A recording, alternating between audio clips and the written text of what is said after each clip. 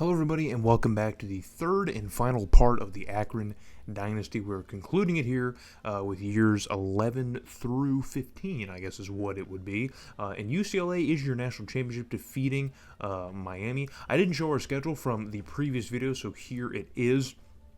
We obviously dominated in the out-of-conference MAC games that we had. We did pretty well in Big Ten play as well, but Michigan, number 4 Michigan, trips us up again. I'm pretty sure we lost to them in our first year in the Big Ten as well, and we managed to lose to them. But we did beat Ohio State, who was also ranked, so not a terrible season overall. It was better than our first season in the Big Ten, which we lost 3 games, 2 games in conference, though, and then we lost our bowl game. But moving on ahead, the goal is obviously to improve on all of those things.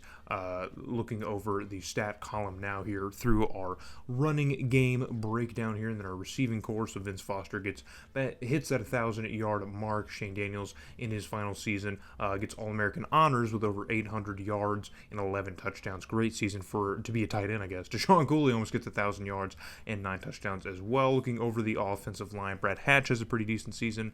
Al West, not terrible as well. A lot of guys just kind of repeating what they do. That tends to happen with the sim. The longer it goes on, it pretty much just keeps on repeating the same numbers there. But Lorenzo Black leads the team in tackles by 1, with Patrick Stevens behind him by just 1 tackle. And then TFLZ also leads in that category. Jay McGee leads the team in sacks here as a sophomore with 7. And then INTs goes to Patrick Stevens. So a linebacker leads the team in INTs. Weren't generating a lot of INTs, I guess, with our DBs. And Philip Hickman has a season similar to his freshman season in his junior year with 77% efficiency in kicking. So in the Big Ten, we finished second to Michigan because Michigan beat us, of course. Ohio State finishes third because I guess they lost to both of us probably. And then after that, it kind of falls down to this kind of 500 range where Minnesota kind of stands out at 8-5. But other than that, it's 7-6 and 6-7, and then you get the caboose of Purdue, Penn State, and Illinois. Kind of unlikely teams to be there sitting at the bottom, but not super shocking. A lot of teams kind of revolve in the Big Ten, in my experience of playing this game with that. So looking over our class here, Scotty Kimball, who was maybe a little bit more turnover prone than we really were used to. He's gone. Blunt, who backs up Sellers, or who was the next kind of big guy after Sellers that I recruited, but he didn't really start until the very end. He's also gone. We're losing some receivers. Patrick Stevens is also leaving us. So a lot of the best fixtures of this team are finally kind of leaving after the last couple of seasons. So we didn't really achieve all that we thought that we could achieve with them in that time here. But it's okay because we still have 5 more years, guys, of recruiting and reloading this program. And we're certainly going to do that. We're going to do that. We haven't stopped doing that. So looking over our class here, we start off with the 3rd-ranked center in the country. We have the 2nd-ranked quarterback, the number 1-ranked middle linebacker, and tight end. This is linebacker university. We also get the 5th quarterback in the country. And 2nd-ranked guard. A lot of guys that we probably don't even really need, but we keep bolstering this team with more 5-star talent. The more that we can get, the better it is, and so we're going to continue. Last season, we kind of took an off year with recruiting because we really didn't need that much around the roster, but after such a mass exodus that we had after this previous season, year number 10, I guess, we needed to kind of rebuild the roster from the ground up, so we get our 4th our 4th number 1 receiving class. So Ben Sanders is going to start as a junior at quarterback, but we're going to look over here with the throw power and accuracy to see who would be the better option over Urban Pryor, and Sanders is maxed out on pretty much both stats. So Eric Pryor is going to be, we're going to flop in Eric Pryor, but Sanders, to me, we're just going to throw in Pryor because he's the senior, but so we will have Sanders for next season, so that's why I'm not super worried. I'll flip him in. Nolan Smith, also finally a senior here, starting at receiver, and the Lord behind him, and Deshaun Cooley, another previous 5-star recruit, is going to be number 3 in the depth chart. Nathan Galloway is going to start at tight end. Al West in his senior season at right tackle. Jason Rivera on left guard as a junior. Lenny Kirk as a sophomore will start at center. Lyle Williams will start as a junior at left guard, and then Brad Hatch will start at right tackle, and then Edwin Pollock will be left end. Jay McGee will be the right end. Martin Blackman will be the top defensive tackle with Godfrey Jeffrey behind him, and Mark Love third. At outside linebacker, we're going to have Carlos Cobb on the left side, Dustin Ferguson in the middle, as a junior, and then Randall McGrady is starting, but we're going to move him out here for probably Jerome Downing, the junior, because he's probably the best person for that. Paul Wilkerson as a senior is going to be our top DB. Victor Kraft also still here, and then Chester Strickland is going to be third on that depth chart. Trey Howard as a junior is going to start at free safety, and then at strong safety we're going to have Terrell Briggs as a sophomore, and then Philip Hickman in his final season as a kicker, and then Mike Mayo is a sophomore as a punter. So we have a good mixture between like kind of younger guys like sophomores and juniors, or freshmen and sophomores and seniors, but we have a lot of seniors starting across the roster, so need to pay attention to that. So heading into the next season, we're still going to keep a lot of MAC games in the out-of-conference schedule. I think it's kind of the easiest and most sensible thing to continue to do, because it helps generate trophies like this one. We finally win the Big Ten in our third season in the Big Ten. We finally managed to get over the hump and have the 12-0 season that we want, and we're also ranked number 1, which would most likely mean that we are going to get an invitation to play for the BCS national title. So I was kind of upset that after the second season, or the second video, I wasn't able to get there, and then in the very first season in the third part of this series, I was able to get there. So we barely beat Ohio State by 1 point. Isn't that crazy? And Hickman wins the Groza Award, so we don't have a lot of player trophies throughout the course of this dynasty. I think it's only the second or third one we have. But Philip Hickman manages to win the Groza Award. I'm very curious to see what his stat line is for that. But Lord also wins Receiver of the Year, and I think he was second on the depth chart. I don't even think he was supposed to be our starter, or he wasn't even wide receiver 1. And then Pryor wins Quarterback of the Year, so I guess it was smart to start him over Sanders, even though, either one would have probably managed to do the same thing. We get 2 guys getting Heisman votes, too. I start including the Heisman screen because we do get some votes here. Never close enough to win it, but we are getting some votes at least. Our quarterback is third on the list, and so we are going to get an invitation to play in the Rose Bowl game against the Southern Miss Golden Eagles, who I'm pretty sure are still playing at a Conference USA. I don't think the other teams move conferences, so I'm pretty sure we are playing a Group of 5 school in the BCS game. At least we moved to the Big Ten, so this kind of makes sense, being the number 1 team. But both teams are on a 12-game win streak. They kind of started off with this season and kind of went on a perfect dream run. So which one can we, or which team is going to reign supreme in our first little bit of gameplay here in the Rose Bowl game in Pasadena? It's beautiful. It's wonderful. It's brilliant. So looking over Pryor's year here, he almost reaches that 4,000-yard mark. He probably will hit it with this game here if he has an efficient enough game. I don't know how many quarterbacks we've had reach 4,000. I did jot down a couple stats to kind of focus at across, but Hogan had the brilliant 4,091-yard season in 2008 or 9, and we're still chasing that, I guess, as a quarterback. But he never, he never won that award. So what does it really mean, right? If Pryor wins it, right? But we do get an interception here and turn over the Golden Eagles. We can't move the football past that, though, so we're going to bring out Hickman, the Groza Award winner, to attempt a pretty long field goal, but he does nail it. So 3-0 is going to be the score here in the Rose Bowl. Moving on ahead, and that is all that would happen in the first quarter. Neither offense really catching a whole lot of spark here in the Rose Bowl. We do have the extended quarter length, so that is just a true 0-3 score. But Southern Miss's offense is finally moving a little bit. It's a beautiful pass across the middle, and there's no protection up top to kind of help our linebackers who are in pursuit, and that is just a beautiful touchdown play here, beautiful design play for Southern Miss as they kind of pick apart the defensive scheme here and just run that quick slant across the middle, which gets the receiver free enough. We had no safeties in the back to kind of help cover that play, so it's a nice play for Southern Miss. They're going to take the lead here, so 7-3. So, but now back on offense here, it's going to be a pitch play, and our running back is going to get completely blown up here, and he's going to fumble the football. So Southern Miss is going to have another prime opportunity in zip territory here, but it's pretty close to midfield. But they're going to work it in with goal to go, and the quarterback's going to keep it himself, but he's going to fumble the football trying to run it in, and that one is going to be picked up by the zip. So Southern Miss offense has been a lot more effective so far in this game here, and the mistakes might start to be piling up. But on 1st and 10 here, deep in our own end, Pryor wants a home run shot downfield, and it's going to be caught, and the receiver's going to get brought down inside the 45. So A costly fumble here deep in our territory turns into a huge gain here to flip the field. So Pryor's not done. He's going to hit the same exact receiver on the same exact spot, and this time it's going to be for another gain of about 20 yards as we get brought down just outside of the red zone. So the Zips offense finally moving quite a bit here. So on 1st and 10, Pryor steps back again, fires off to the same part of the field. He loves that left side of the field. This time he drops it into the bucket here. It looks like to the tight end, kind of surrounded by some guys here, but he's able to airdrop that ball in there into the corner of the end zone, and that is going to be the first Akron touchdown of the Rose Bowl. So if you thought the offense was going to be kind of a problem here in this game, I was a little bit worried too, but it has shown up. It has arrived in some form. So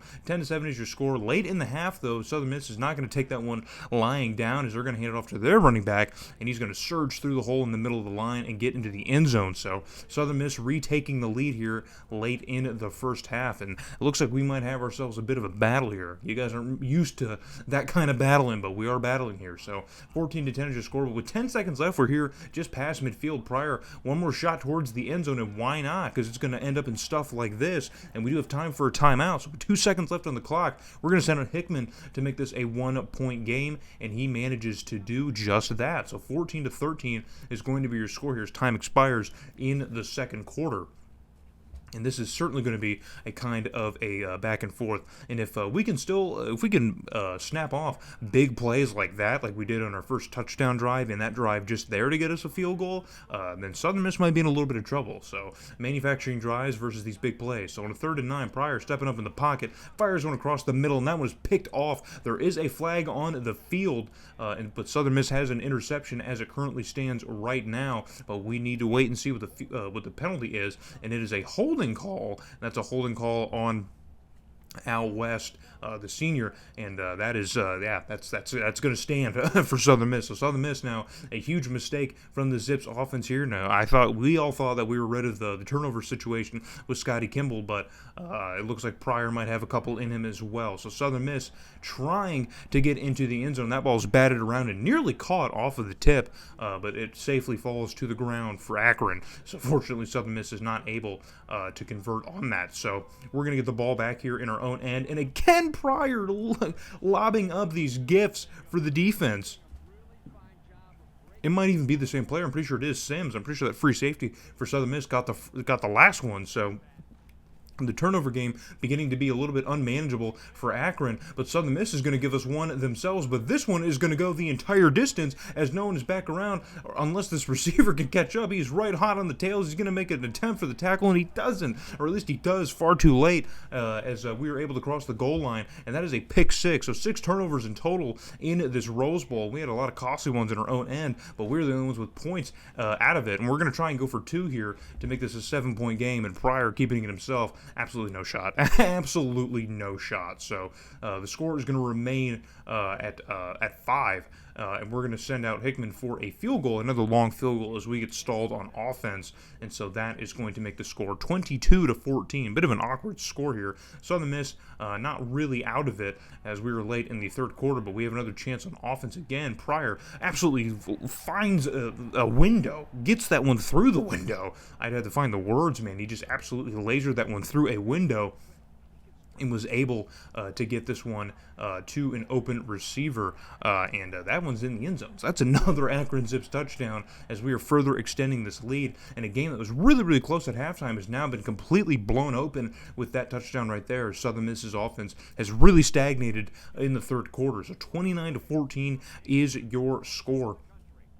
And we are in good position, up 15 over Southern Miss, but they can still catch up. It is still possible, but not when they're doing stuff like that. Not when you do things like that. So another interception for the Zips defense has this one going the other way. Our defense, man, looking pretty solid, even though there are like 7 or 8 turnovers in this game. But Southern Miss will get the ball back. We were unable to do anything with it, and they're going to do something with the football, and they're going to finally score some points in the second half. That's their first bit of points since the second quarter, since like late in the second quarter, like a minute left in the second quarter. They finally get some points here.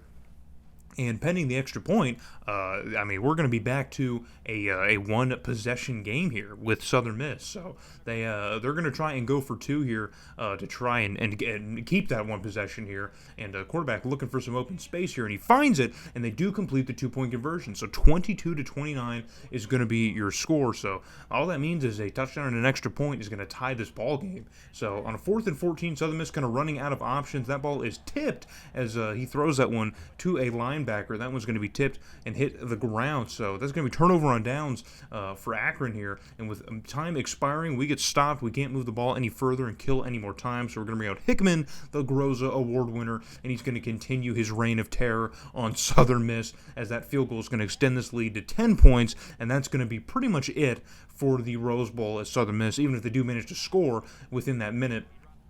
There really isn't much time for a rally, but Southern Miss, one last shot to the end zone. Quarterback steps up. It's a deep shot to the end zone, and it's caught. So with time expiring, they do manage to score a late touchdown as time just about expires, and they can tell their moms that it was a little bit closer than it truly was as we kind of led for the entire game here in the second half. But Southern Miss never really stopped that fight. They always had that fight, and this is their second shot at a national title. They did lose the 2011 national title, so not last year, but the year before. They did lose that to Miami, so this is their second crack at it, and they're not going to find their first title in this game. So, but we do. We grab our first BCS national title and a first Rose Bowl. So, you know, pay attention to that.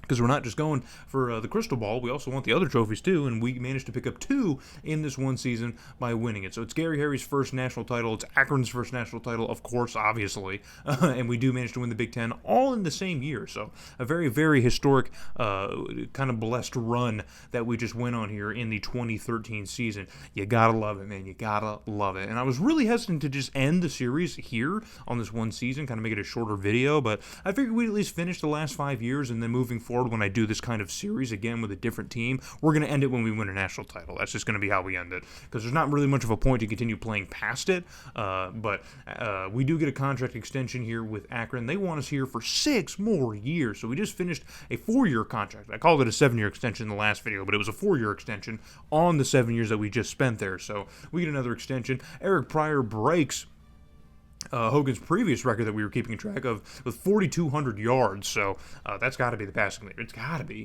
Drew Chambers, only 864 yards here as a junior. Not that great here, but Dijon Lord, man, dude, he had a year. So that best wide receiver title was absolutely earned as he gets over 1,300. We've had a couple of receivers in the past over 1,300s. I think Bradford was the last receiver that we had who hit that mark. 14 touchdowns is really, really nice. Cooley with 10 touchdowns, but only 898 yards, but that's pretty decent. Brad Hatch had a pretty good year at tackle. Al West, I mean, you know, again, like I was saying in the last season, the numbers on the O-line start to just kind of repeat themselves. Nothing really too much to look at, but not protecting the quarterback a lot. Jerome Downey, who we had to put in as a starter, he wasn't even set starting for us. He gets 82 tackles, leads the team, definitely leads the team in TFLs as well. He was an absolute beast on defense. So our most productive player on defense, I had to put in and start because he wasn't even starting off rip. And he also ties the lead for sacks. The dude was absolutely feasting, and he's third in interceptions. So, but Victor Kraft in his senior season gets 5 of those things. So that's cool for him. And then Philip Hickman in his Groza award-winning season kicks for 90%. So that is with a 54-yard long. So he definitely, I think, best kicker in the country, I think, is justified. So here's how the Big Ten stacks up. Michigan and Wisconsin both kind of falter here late in the season, and that paves the way for us to kind of take our first title here. Ohio State has a bit of a struggle too, finishing 8-5, not that great. Northwestern has a decent year. Shout out to them. Minnesota kind of flips their year from last year as well. Indiana, another terrible season. It happens. It happens a lot for them. So Dijon Lord, after his great year, he's looking to declare for the draft early, or maybe leave, I don't know. But, of course, none of these juniors want to stay with us. Deshaun Cooley didn't even have that great of a season, but he also wants out of here, too. I don't know why, but we're losing 2 of our top few receivers, and then Nolan Smith is just graduating, so we lose him as well. Eric Pryor is also leaving us as well, so we will be starting a different quarterback as well. We're losing 3 right tackles, man. We had 3 senior right tackles, apparently, on our offensive line, and they're all gone. We're also losing pretty much our entire cornerback room, so the entire DB position has just been depleted. And then, of course, we're losing our Groza award-winning kicker because he is graduating. So this is another big mass exodus of graduations. Not so much the juniors leaving, but a lot of graduations. So we're going to have to rebuild quite a bit. And this year of recruiting as well. We really needed to go all in with the recruiting. And, of course, we did. We did. So we get a number 1 linebacker in the country. That's just what we do because this is linebacker university. Get a lot of top-rated offensive line prospects as well. Number 3, cornerback in the country. Number 2, receiver. Number 1, guard in the country. Number 1 kicker, so we replace one of the best kicking recruits. I'm pretty sure Hickman was a number 1 recruit as well in the year he was recruited. We replace him with another one. We also get the number 2 kicker in the country, as if that really mattered. And just for flavor, we do get the number 1 receiver in the country as well. So quite a bit of number 1s across the board here. A lot of the top guys at the respective positions, because that's just what we do here at Akron. It's a recruiting powerhouse. We've maxed out the recruiting tree. And 17 5-stars. 17! I think that's a record for recruiting. But we finished with the best class in the country with Notre Dame and North Texas. Wow, what interesting. Very, very interesting. A&M and Fresno State have recruited pretty well, but Sanders is finally going to get to start here at quarterback. He's going to get his time in the sun. He was a junior last year. He'll be a senior. Drew Chambers coming back for his senior season at running back. William Wynn, senior fullback. So already a few seniors on offense. And Alton Gilmore, junior. Walter Brandon, sophomore. So we do have a young receiving core, which is pretty decent, but they're all young. Nathan Galloway's a junior. He'll start at tight end. LaTroy Hall, we're probably going to have to move around at left tackle because it's not going to work. Lyle Williams, we'll put as a senior. We'll start him there. Jason Rivero is going to start as a 99 overall on our offensive line. Lenny Kirk is going to come back and start for his junior year, and then we're probably going to have to move around the right guard position as well because Michael Vincent is not the best option that we have in that position. And that honor is going to go to Doug Barber. And then Thomas Lewis is going to start at tackle on the right side. But again, that's another one we're probably going to have to move around because we can get a better option than that. So we probably might start Thurman Kincaid, who I believe was the top center in the country in last year's recruiting class. So we're moving around our offensive line here, trying to get the best possible outcome because Williams could start pretty much at 3 different positions on our O-line, but we're trying to get the best possible guys in their spots, of course. So that's how we're going to do it. So Desmond Sanford as a sophomore is going to start on the left side, Edwin Polk on the right side, Martin Blackman here for his senior season up to a 99 overall with Godfrey Jeffrey behind him and Love behind them. Jerome Downing starting on the left side now. Dustin Ferguson's going to start as a senior in the middle, and then Randall McGrady is on the right side, but we're going to swap him out for Kendall Whitley, the redshirt junior. He's going to start on the right side instead. Ralph Neal as a junior is going to be the top DB. And then we have Damian Moultrie as a second. And then we have a strong safety as the third guy on the depth chart for cornerback. Trey Howard's going to be a 99 overall in the defense. Terrell Briggs is going to be a 91 overall junior at strong safety. And then Dan Williams, one of the kickers we just brought in, an 80 overall already. And then Mike Mayo comes back for his junior year to punt for us. So moving around with the kick returners, we still continue to have a really high-powered defense here. A couple 99s across the team here. Maybe not as consistent at the offensive skill positions as we'd like, but still pretty good. Taking a look at our out-of-conference schedule, still pretty easy, man. We include the Army, and then Kent State's also been pretty bad, too. Same with Ball State, so we're keeping that MAC schedule pretty firm here, sprinkling in one more. And we finish 11-1, so we already know what one game probably tripped us up, so we're going to look through and see what it is. As we get into the conference schedule, we dropped 73 points in Illinois. Good Lord, 73 points. That's got to be a record. We do lose to Michigan by a touchdown. Michigan finishes 10-2, and I think in this year, I'm pretty sure they would lose. I can't remember what year it was. I think it was this one, but they lose some wild games to beat us and still take the Big Ten. So Michigan loses 2 games, but one of them is an out-of-conference game. I think it was to Northern Illinois, funnily enough. Yes, I believe it was to Northern Illinois, but they do lose an out-of-conference game and only one conference game, but because we lose to Michigan, they get the Big Ten title. So go figure, right?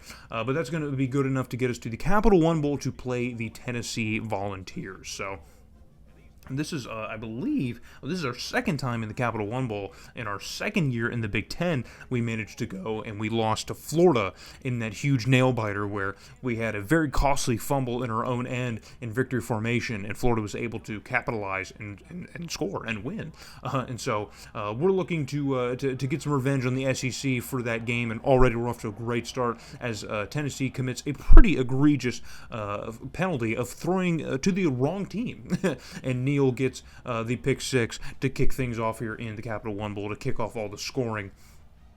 It's a beautiful, beautiful pick six. Just an easy one. Outruns the receiver here. Wow, that quarterback is slow as hell. Do you see that? He's very, very slow. Very, very slow. Don't throw picks if you can't run and get your own tackles. So late in the first quarter here, we get stalled off in Tennessee's end here, and we're gonna have to rely on our new starting kicker to nail this one through here, and he does just that. So 10-0 is going to be the score over Tennessee in the Capital One Bowl. So on the kickoff, we are showing some special teams, so that means some hijinks are going to ensue. And on the return, Tennessee taking it out of the end zone, risky call, because things like that can happen. And Tennessee's going to fumble the kickoff deep in their own end, probably about at their own 26. And so we're going to get another scoring chance for our offense on 1st and 10. Still in the first quarter here, 8 seconds left to go. And Sanders finds an open man here, just kind of flips this one out to one of the 4 receivers we had out running routes, and he catches that one on the inside seam, and that's going to be another Akron Zips touchdown. Look at that, just an easy one, easy pitch and catch. Jeez Louise. And yeah, we're gonna head on to our lead over Tennessee. So we're already doing pretty good on the promise here of revenging on the SEC as we drop 17 points on Tennessee's head here in the very first quarter. But there is still a lot of game left to play. Remember, we battled back and forth with Southern Miss in the Rose Bowl. So we get stopped again in Tennessee's end here, and we have to rely on the leg of our kicker again. And why not? Because it keeps working. So 20-0 is the score here in late in the first half. But Tennessee, again, still plenty of time. They're finally in the red zone. They're looking to answer back here. Pressure is on. Quarterback's got to kind of move awkwardly away from the line of scrimmage as it's kind of getting a little rowdy, and he finds the tight end in the middle of the end zone. There's about 3 different Tennessee receivers that probably could have had a claim to that football, but it's the tight end who manages to come down with it. So 20-7 is the score here. A high snap on a 3rd and 8, and it's going to end up not just in a catch, but it's going to be a touchdown as Neal's unable to catch up to the receiver here off of that catch. And just like that, man, it is a one-possession game again. And that is not the same quarterback who you saw. So Tennessee's quarterback was injured at some point in this game here, and Tennessee would have to try and finish the game out here without him, at least for a little bit. At the very least. So 20-14 is your score at the end of the first half. So we dropped 17 in the first quarter. Tennessee answers back with 14. Nothing would happen in the third quarter. So that's going to take us into the very final frame of this game to see if we can get a decisive winner. But Tennessee gets stopped with goal to go, and they're going to rely on their kicking team finally, and it's good. So the game is now a 3-point game as Tennessee mounts a 10-play, 70-yard drive. But late in the ball game, just under 2 minutes, we're going to add a kick of our own to make it 23-17. Doesn't really do a whole lot for us in terms of holding on to the lead because Tennessee's now in the driver's seat with 1:47 left to get down the field and potentially score a touchdown to take the lead. So 1st and 10 after the kickoff now.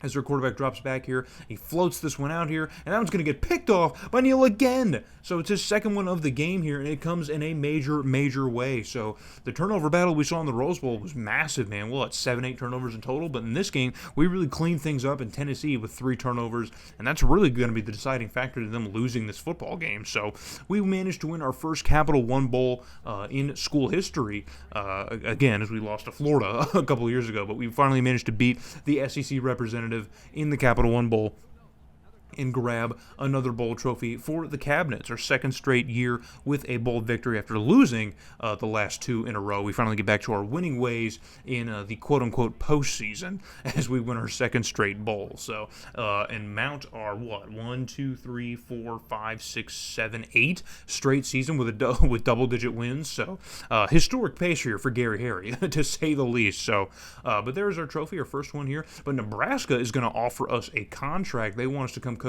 in the Big 12 to lead the Cornhuskers to this kind of promised land. But obviously the job is here in Akron. We are still here working in Akron, so we're going to decline that offer.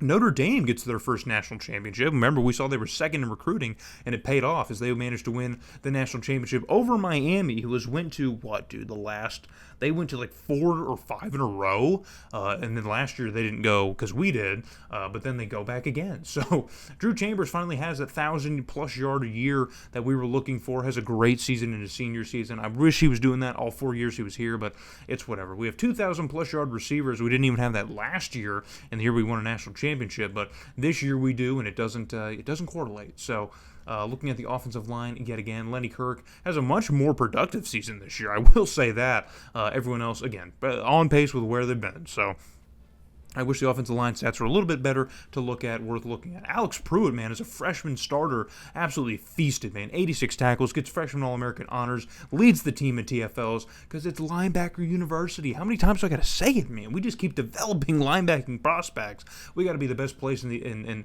all of college football to get a decent middle linebacker. We get 3 guys with 8 sacks on the year, and then in interceptions, Neal gets 4. He had 2 of them in that last game, in that bowl game. So, and Dan Williams doesn't have the best freshman season here. He was great in the bowl game, so I will take that.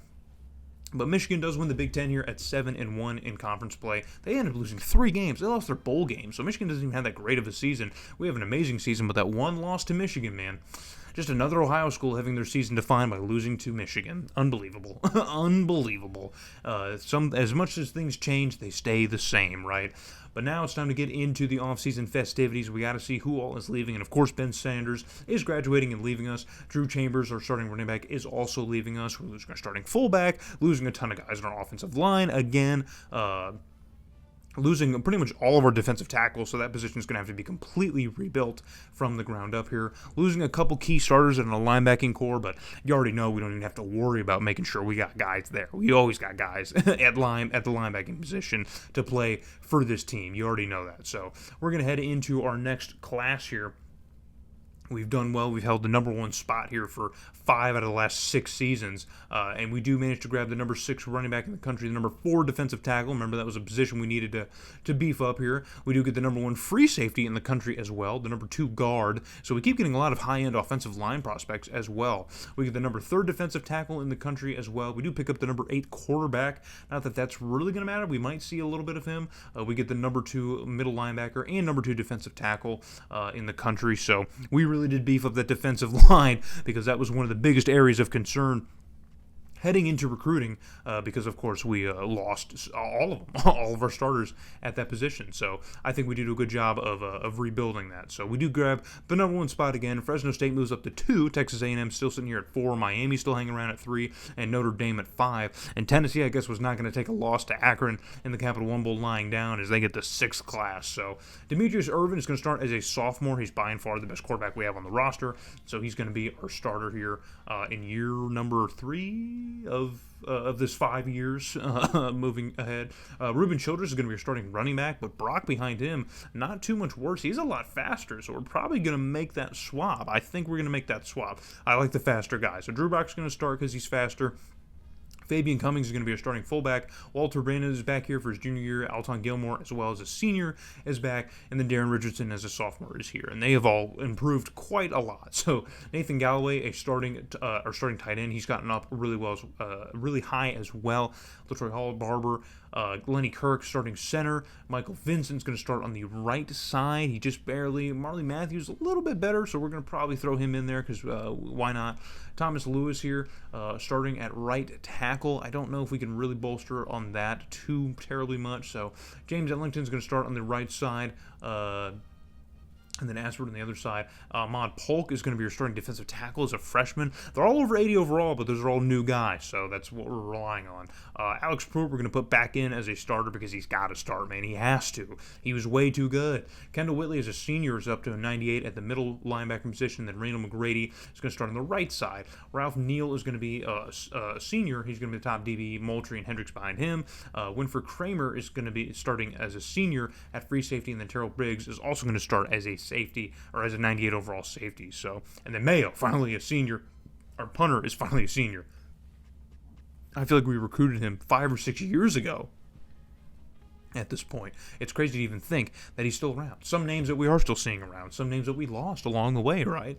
Got to consider that. So we're going to move into the 2015 season. Can you believe it? 2015. Northern Illinois finally returns to the schedule here. I finally am going to stop ducking them. Finally going to play them because they beat Michigan last year. So I'm gonna quit ducking them, and it paid off because we managed to win the Big Ten championship again for the second time in 4 years. We do manage to grab another Big Ten title, and in these last 5 years, I want to at least win it 2 or 3 times. I don't want to end this with only with a couple national titles, or really only one, and losing the Big Ten, because we can't really make it to the national title unless we win the Big Ten, and it looks like we're going to do that again. We do beat Northern Illinois. The score was a little bit closer than maybe you would have thought, considering all the rest of the scores that we had, even in our own conference, man, beasting on Indiana, Illinois, and Iowa like we always do. Even destroying Minnesota quite a bit. We kind of have a shootout with Michigan, and we were their one loss, so that game was pretty much the entire season right there, but we almost lost Ohio State, only one possession there. So Demetrius Irvin wins quarterback of the year. That is the second time in this dynasty that we've had a quarterback win that award. I'm almost positive, unless someone did in the first 5 years. I don't think they did. And then Irvin also won the Maxwell Award, so 2 trophies for our quarterback. You gotta love that, right? I love collecting hardware. Irvin might be the best quarterback we've had in Akron history at this point now, as he gets 3rd in Heisman voting. So again, I include the Heisman votes when we have someone on the Heisman votes, and we did. So we get an invite to play in our second BCS national title game, this time in the Nokia Sugar Bowl against number 2 ranked Fresno State, who again, I think is still playing out of the whack. But they're on a 26-game win streak. 26 games! That's over 2 years, right? Yeah, that's got to be over 2 years. I mean, including like bowl play and stuff, I think it's, no, that's got to be 2. Because, 2 12-0 seasons would be 24 games, so, and they didn't play for the national title last year or the year before, so I mean, maybe they've just been having perfect seasons and getting completely overlooked by the computer. I don't know. I really don't know, but we're going to play Fresno State regardless and see if we can get our second BCS national title in 3 years, man. Think about that. Another shot at it after a year off, winning a bowl game. We're going to be back trying it again. So Fresno State on a 3rd and 7 in our end. Going to try a direct snap to the running back, and that one's going absolutely nowhere. So our defense not tricked by that one whatsoever. So on a 4th and 7, they're going to bring out the kicking team and try and take a quick 3-point lead in the Sugar Bowl, and that kick is up, and it is barely good. I think it scraped the crossbar. It might have just barely got over that crossbar, but it is good. So Fresno State's going to take an early lead over us here in the first quarter. Now, late in the first quarter, Fresno State with the ball again is Akron's offense struggling to keep things going, but the defense is going to help bail us out here with an interception, and this one's heading the other way. And unless someone's got the jets, it looks like the running back was able to track him down and bring him down, but we do get a pretty nice return off of that interception and a new lease on life here on offense, which we desperately needed because our offense has gone off to quite the slow start. So 3-0 is going to be the score after 1 quarter of play here. Got to get the offense rolling here in the second quarter if we want to get back into this thing. So 3rd and 3, we're going to hand it off here to the running back, and he's got absolutely nowhere to go as Fresno State's defense had that play completely picked out from the second we lined up at the line of scrimmage. So we're going to bring out the kicker here, Williams, to try and knock this one through to at least tie it up with Fresno State, and he manages to do it. So 3-3 is going to be your score. Another low-scoring affair, and remember, the Rose Bowl started as a low-scoring affair, but it did not finish that way. So 1st and 10 again for the Zips offense as we were back on the field, and a beautiful spin move is going to get him out into open space. But Fresno State, man, they got speed on that team, man. They must have got at least 10 guys on the team with 97 plus speed, man. It is crazy the speed that they got. So 1st and 10 now. Irvin dropping back here and finds a wide open tight end, man. There was nobody back there. I don't know what kind of defensive strategy that was for Fresno State in this short yardage situation here, but they just seem to commit pretty heavily to the quarterback. It looks like they rushed maybe 5 or 6 and just kind of left the tight end completely unguarded, but that's going to result in a touchdown. So 10-3 is the score, but Fresno State not taking that one lying down. They're going to try and answer back here, and it's a huge pickup, and after the huge stiff arm, the receiver's going to get into the end zone, and Fresno State finally answers back here late in the first half with just a little bit of time left to go. And this is a huge play for Fresno State. Look at that, bro. Get off of me. Beautiful stiff arm. I can't even be super mad about that one. So Fresno State manages to tie things up here late in the Sugar Bowl. 10-10 is going to be your scoring. Once again, we are battling for this trophy, man. So 29 seconds left to go, still plenty of time. Irving dumps this one off quick to the tight end, and he's going to get brought down well short of the sticks. But we're going to run the hurry up here as time is continuing to tick. Timeouts may be a factor here, but 17 seconds left to go. Got to get the ball off here, and Irvin rolls out to his right, fires this one off to the side. It's caught, and he gets behind the DB, and it's a foot race to the end zone. He's going to dive it towards the pylon because that DB is right on his tail because Fresno State's got the speed apparently. But we're going to score here late in the first half, just under 10 seconds left to go in the second quarter, and now we're up 17-10 over Fresno State. Can you believe it? We do take the lead here, but it doesn't look like this one's going to be easy. We're going to have to fight, and we're going to have to battle for every single point, every single yard against the Bulldogs, as they have been pretty resilient so far. So first half comes to a close, and now let's see what we can do. In the third quarter in the Rose Bowl, we managed to kind of separate ourselves from the pack here, but let's see what Fresno State's offense decides to do, as Fresno State guards that one pretty well, knocking that ball out of our tight end's hand here. And now we're going to have to make ourselves quite the decision, and that decision is going to be easy when we got a decent kicker. We're going to send him out here for a pretty long one, and he just barely clears the crossbar. But hey, man, that's good for 3. It's still good for 3. Whether it's clears the crossbar or just doinks off of it, it's still good for 3. So we take a 10-point lead over Fresno State, but they're finally back on offense, and they're going to throw a pick in their own end, and there's no one along the sideline, and right into the end zone. It's another touchdown.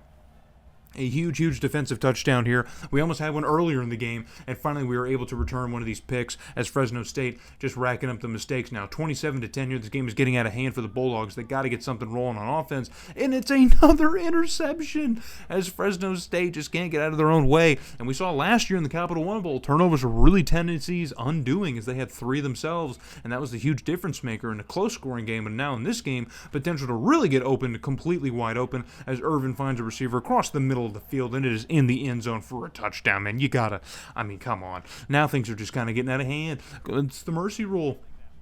It's the same sort of game that we were kind of playing with Southern Miss, as our mistakes in the first half really kind of kept them around, gave them a chance, and then in the second half, they just completely fell off and weren't able to do much of anything until the fourth quarter, and it looks like Fresno State might be in a similar situation, but because of the mistakes, this one might be a little bit too much to come out of. So 34-10 is now the score, under pressure, and this time, it's going to be caught, and with the huge stiff arm, it's a foot race. No one is back there, and no one is within 5 or 10 yards of the receiver, so that's a humongous touchdown for Fresno State. They got to keep scoring like that if they want to get back into this game, man. They're going to have to be pretty quick with the scoring opportunities and chances if they want to get back from this 24-point deficit they now find themselves in. So just a beautiful run play, or running from the receiver. Not a run play. It was a nice pass, So Fresno State's going to try and go for 2 to try and, make this one a little bit closer here. They're probably going to have to go for 2 every time here until they get it, and they do not get it. So 16-34 is now your score. So the lead that they only cut into it a little bit less than they would have if they just took the extra point. So third quarter comes to a close. We look to be in pretty good position. Maybe we can get one more insurance score. Things will be pretty good, and we look poised to do that early in the fourth quarter here on a goal-to-go situation. Irving to the corner of the end zone, and it is caught for another Akron Zips touchdown, this time on offense. And we are now going to go up 41 to 16 on Fresno. Fresno State would fire off quite a bit of garbage time points here to get up to 30 points, but we would still hold a 14-point lead over the Bulldogs, so there was never really any huge risk of them catching up, I guess, you know what I mean? But our defense did end up playing pretty lazily here in the fourth quarter, but it's good enough for us to win our second national title. We finally do it. We grab our second crystal ball here, but this time it's the Sugar Bowl, so we grab 2 separate bowl trophies as well as our second national championship. So it's our third straight bowl victory in as many years, and our second national championship in 3 years. So this is officially dynasty status. So I'm glad we continued the next 5 seasons, because now this is making a little bit more sense as a dynasty, if you ask me. UCLA wants to invite us over to Los Angeles to take them over. They won the national championship in 2012, and I guess now they're looking for a new coach. But it's not going to be us, because we're going to stick with Akron as we are Sugar Bowl champs and national champions. It feels so good, right? It just feels so good. Demetrius Irvin, who wins the Maxwell Award and the best quarterback, but not the Heisman for some reason, 37 touchdowns, I think, is a record. I don't think we've had a quarterback reach that number unless maybe Pryor did it. I don't know. Hogan never did it, I don't think. I think the low 30s is kind of the record that we had. But amazing season for him. And he's also our leading rusher. Can you believe that? That dude was everywhere. He was doing everything for us. Brandon and Gilmore have over 1,000 yards once again. I think it was both of them who had it last year. I'm not entirely sure. And it was. Yeah, both of them had over 1,000 yards last year. Touchdown discrepancy is massive, though. Lenny Kirk, 31 pancakes, cool, but 11 sacks, my guy? 12 sacks? I mean, geez, man, we're not protecting the quarterback at all. I see why he was running for 700 yards, because he was running for his life. Alex Pruitt once again leads the team in tackles.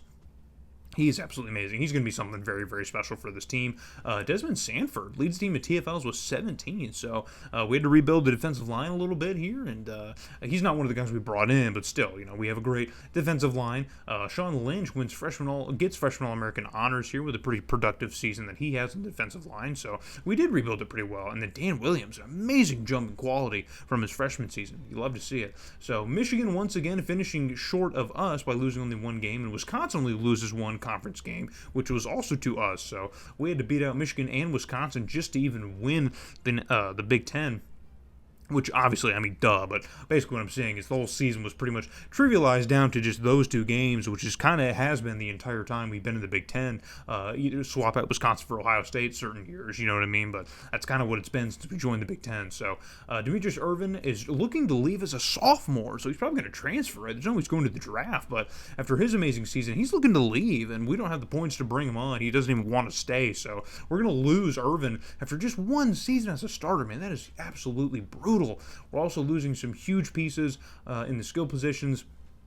Losing a couple starters on the offensive line here, losing Whitley, the linebacker, so a lot of high-end guys. Not a huge class that's leaving us, but it's a lot of very, very important guys as well. So we're going to spend the points on Irvin just because I really couldn't fathom not having him, but all it said was this, is that he's undecided. So long story short, he doesn't stay with Akron, unfortunately, but yeah, so again, I'm going to reiterate, I say it on the channel all the time, just spending the points on these guys who are looking to leave, it just never works. It never works. It's a waste of time, so we lose our best quarterback in school history after just one season as a starter. As a sophomore. He left as a sophomore.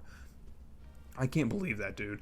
Well, we get the number one outside linebacker in the country to come here. We also get the number one strong safety in the country, the number two tight end to replace a really good tight end that we just lost. And we also get the number four receiver, even more high defensive line prospects as well, a couple good centers and tackles. We get a couple high-end running backs, 11 and 14, though, not that high. The number one tackle in the country and the number one punter in the country, because we do have to replace a punter at some point, right? That's going to happen at some point. So another super loaded recruiting class, and you know it's already going to be in the top end, and it is. 19 5 stars, 19 of them. 19. We take the number one class for, the 7th year in our history. UCLA, who just invited us to be their coach, finishes second, so whoever they got to take that job is doing a good job. Stephen McIntyre is going to start at quarterback as a junior for us, following the departure of Irvin, unfortunately, but we do have a loaded quarterback class, man. It is loaded. We're not going to have to worry.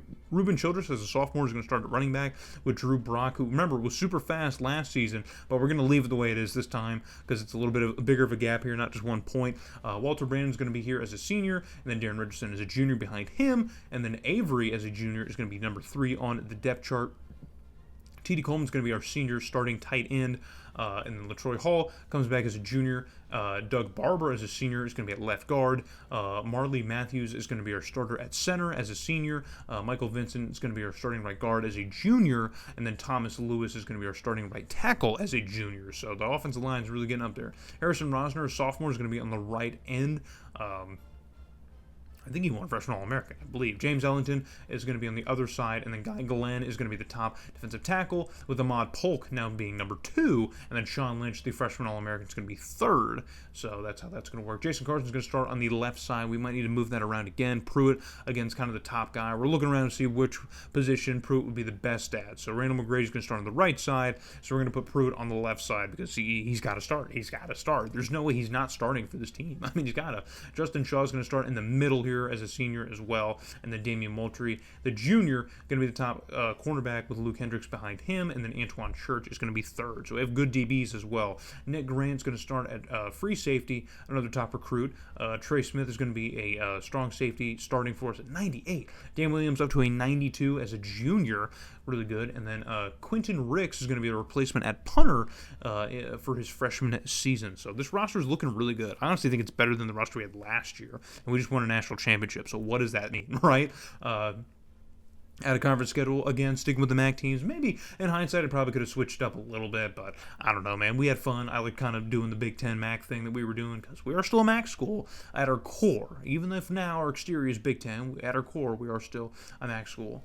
We put up 61, 68, and 58 over 3 straight weeks, took a bye week, and then lost to Michigan. You have no idea how mad that makes me. And I think it was actually this season which Michigan lost to Northern Illinois. I said it was earlier, but I think this season they lost to Northern Illinois, and that was the reason that they had 2 losses, but they still beat us. So McIntyre wins quarterback of the year. That's the second straight year we've had a quarterback win that award, so pretty cool. He gets 4th in Heisman voting, so back-to-back years we've had a quarterback receive Heisman votes, so we got 2 great quarterbacks in back-to-back years. I'm not worried about the quarterback position anymore. We just seem to keep on doing it, but that one loss to Michigan, we still get invited to a BCS Bowl here, but unfortunately it's going to be the Fiesta Bowl against number 14th ranked Miami. So kind of crazy for Miami to fall off to 14 and still get a chance to play in a BCS Bowl like the Fiesta Bowl. That's kind of crazy to me.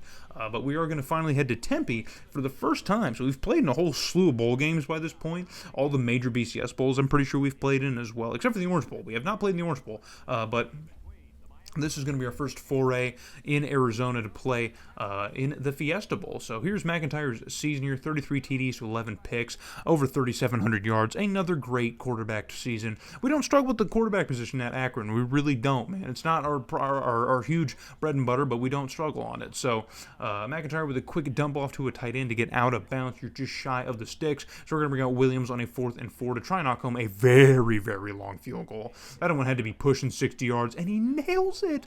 And there it is. That's the record. He breaks the FBS record. So 58 yards. That's going to be a record-setting kick here in the Fiesta Bowl. Can you believe it, man? We have a record-setting kicker, not the Groza Award winner, but a 58-yarder. That's going to break a record that I think at the time of this game, it's probably only a decade-old record, I think, because it's, probably about 15 years. Yeah, it's about 2015, 16 now. Yeah, about almost 20 years, actually. So almost a 20-year record is getting broken. So McIntyre continuing to work here on offense later on in the game here. But again, it's going to be short of the line to gain. So 4th and 8, we're going to bring up Williams again for another very long field goal. This one's probably about 54 yards, honestly. But this time he does miss it. He does have plenty of leg, but he pushes it wide left. So that one's going to be no good. So 3-0 is going to remain your score. Now Miami going to try and answer back here as their quarterback fires it off, and it's an interception and with enough speed to the side here. But Miami had a player well in position to contain Trey Smith, the strong safety, to just keep that as a nice little maybe 15-yard return. But we're moving on offense here. McIntyre stands firm in the pocket here, floats this one to the end zone, and Miami had a player here. Looks like their safety tried to make a play on the ball, and he could not get to it. So that's going to be a touchdown for the Zips, and we're finally going to add some points on to that record-setting field goal earlier, and we're going to be taking a 10-0 lead over the Hurricanes. I would love to beat Miami, a team that's won like 2 or 3 national championships in this sim, and has been like 6 of them. I would love to beat Miami. Even if it's not for a national title, I would just love to beat them. So a huge throw from McIntyre for 40 yards is caught in the end zone for another Zips touchdown. And it looks like Miami is starting to really find themselves in a bit of a hole against this lowly G5 team turned P5 team. This lowly MAC school turned Big Ten Goliath is up 17-0 over Miami. But we've been in this position before, and we can't slouch as Miami fumbles the ball in the red zone. So it was going to be a huge pickup for Miami to put him in scoring position, and now it's a humongous fumble, and Trey Smith picks it up, man. Trey Smith, great strong safety, man. I think this is his last game as a Zip, so unfortunate. But we have an opportunity to score as we've driven the length of the field, and McIntyre fits that one into the window and gets it into the end zone. 23-0. Pending the extra point, 24-0 over the Hurricanes in the first half.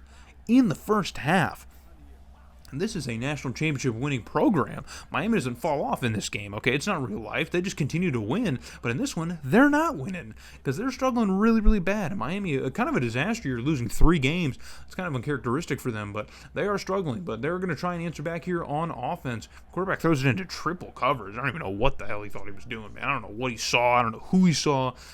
I don't know. I really don't think that lane was overly clear. So they're going to bring out their kicking team, try and nail this one through, and add any kind of points that they can, and it's not good. So things go from bad to worse for the Hurricanes as they just cannot seem to buy points at this point, man. They cannot seem to get anything to go their way here in the Fiesta Bowl. It has just been an absolute struggle. It's been a struggle, and they just barely miss it, but they do miss it. That was kind of a terrible kick, too. It was ugly. Ugly from all angles. So back on offense now, going to try and get something going, and finally it's a fumble here. It's going to take an awkward bounce off of a Miami player's legs. That one's going to get kicked back probably about 5 or 10 yards. So Childress fumbles the ball here, and Miami's going to pick it up in the red zone. So it's a huge opportunity for them, but they are unable again to capitalize, and they're going to bring out the kicker, and this time he will nail it. This one's a little bit closer. It's like a chip shot, dude. It's like a 20-yarder, if that. So 24-3 is the score. A field goal doesn't really do much for Miami, but hey, they just need points, I guess. And on this catch here, gets pushed almost out of bounds, but manages to keep his footing and then cuts it upfield for a touchdown, another Akron touchdown. I can't believe that. He was so close to the sideline. I have no idea how he didn't get shoved out successfully. Look at this. Oh, look at that, tiptoeing. I think it's Richardson, the receiver, I think, who caught that. I think it's his name, but it's hard to remember when we watch the roster screen, then getting into gameplay footage. It's like my brain just dumps it all out immediately, so that's why I just keep calling people by positions. I apologize. But we do manage to win this game. We add another 10 points here, well, another field goal off of that touchdown. So 34-3 is the score. We absolutely trounce Miami, bro. Absolutely clown the Hurricanes in the Fiesta Bowl. I'm super happy about that. I really wanted to beat Miami. I want a Miami win under our belt as Gary Harry. I want that to exist. I want us to have one Miami win over, or one win over Miami. I really, really wanted that. So we get our first Fiesta Bowl, and it's our 4th straight bowl victory in as many years. We're just on an absolute tear right now, man. We cannot be stopped. So outside of losing to Michigan every other year, Kansas State finally wins another national title. They won the very first one in this dynasty. They won the very first one, and they managed to beat Notre Dame, who made it to their second. So Stephen McIntyre gets over 4,000 yards here.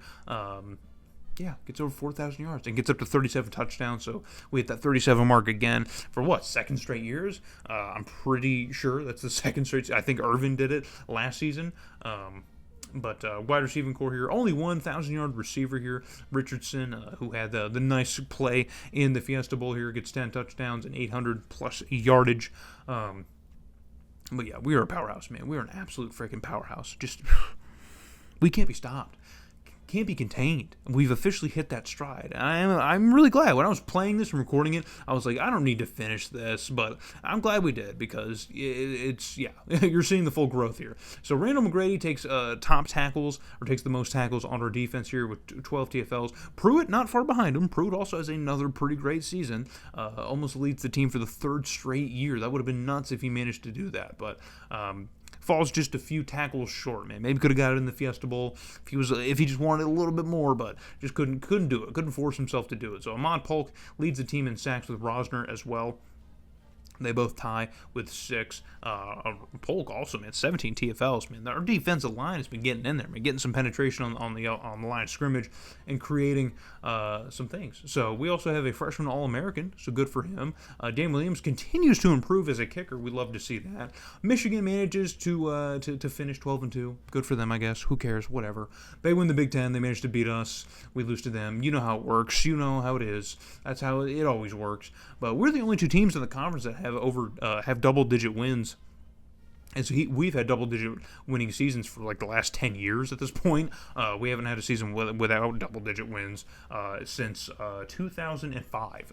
So, yeah, it's been, I think, 11 years. This is our 11th season. So, like last year, Stephen McIntyre wants to leave here. He's leaning towards staying, so maybe if we put the points there, he might stay. But we're not going to take the chance after last year. And then Dan Williams has continually gotten better. I'm struggling now. Continued to get better, but he also wants to leave. So it's rare that a kicker is like, nah, I'm done. I'm going to take my talents to the NFL. Like, brother, you're not getting drafted. You're a kicker, man. A kicker.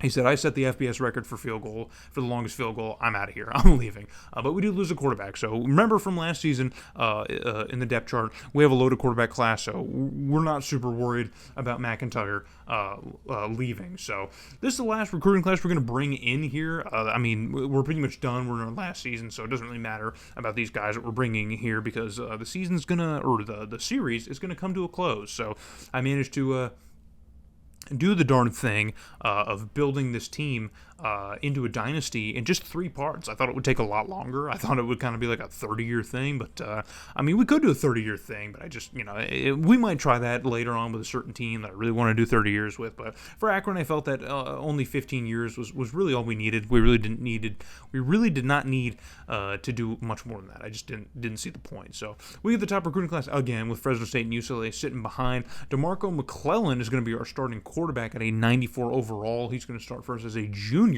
But again, we have a great quarterback class here. A lot of guys who look really cool, might be fun to play with in the future, but Ruben Childress starting running back as a junior, so we get him. Drew Brock as a senior. Not going to see the field, unfortunately. He did start one season, but just couldn't get back onto the field. Darren Richardson starting a top receiver, and then Marley Avery behind him, and then the receiving core getting a little bit older now. Jesse Baisley is going to be starting tight end as a sophomore. LaTroy Hall in his senior season at left tackle. Bert Hernandez is going to be a freshman. We're going to move him out because absolutely not. Michael Vincent's going to start at left guard for us. Thurman Kincaid finally starting as a senior at center, or I think he has been starting for us, but in his senior season he's going to start. Thomas Lewis is going to start at tackle. Harrison Rosner as a junior on the right side here. Right or left side. And then Guy Glenn is going to be the top defensive tackle. Ahmad Polk down to the third guy. So, yeah, he's moved down quite a bit over the time. He hasn't grown that much.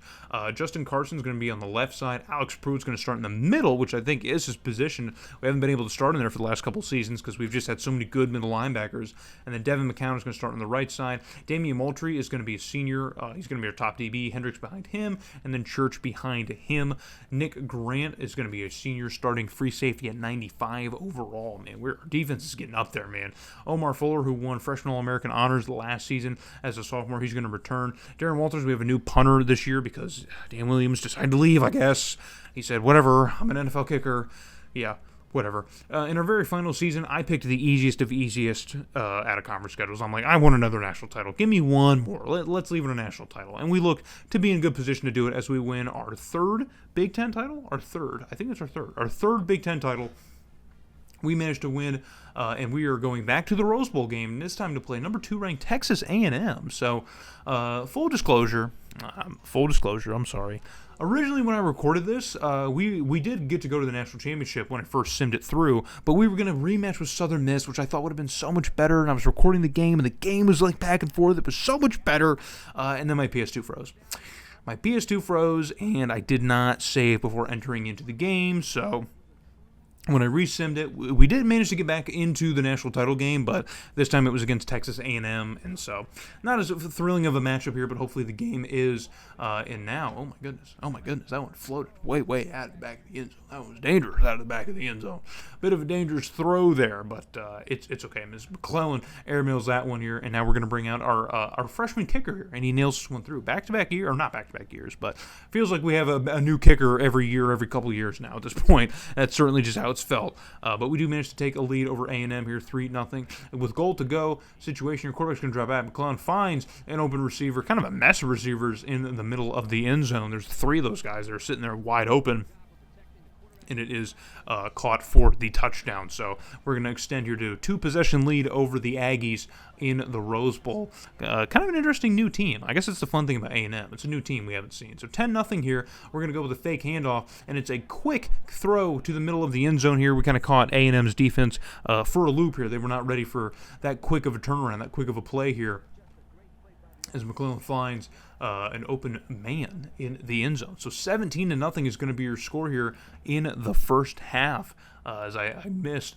But late here in the third quarter here, it's going to be a quick handoff. McClellan standing firm here, floats one to the end zone. There were two defensive guys sitting there trying to make a play on the football, and McClellan just somehow airs this one right over. Look at this. Look how close. Oh, my gosh. How, man? The margin for that throw was like inches. but that's going to be it, man. A&M wouldn't do anything. I mean, they didn't do anything all game. It's a blowout, man. I really wish the way I recorded the first time, but hey, as far as you guys know, that didn't happen. So we're going to end year number 15 with our third national championship. Gary Harry, a 3-time national championship coach with the Akron Zips here. It's going to be our 5th straight bowl victory in as many years. Starting with the Rose Bowl, ending with the Rose Bowl. And so we really, really managed to turn Akron into the program that I wanted it to be. I always dreamt that it could be. We become the best program in the state of Ohio. That's even crazier to say. Considering all the D1 teams in the state of Ohio, it's crazy to think that Akron is now the biggest one. Still playing in the Rubber Bowl, mind you. So for one more time here, we'll look over the rest of the stats here, and I will kind of give, I guess, my closing thoughts on this dynasty. We're going to look at the coaching screen, and that's kind of where we'll do it. So let's look over the stats here. Reuben Childress finally hits that 1,000-yard mark here with 10 touchdowns. Receiving, really not too much to look at here.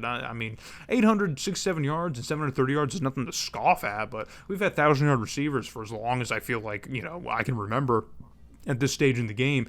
So to not have that in our final year, Also didn't win any player awards. That's kind of upsetting too.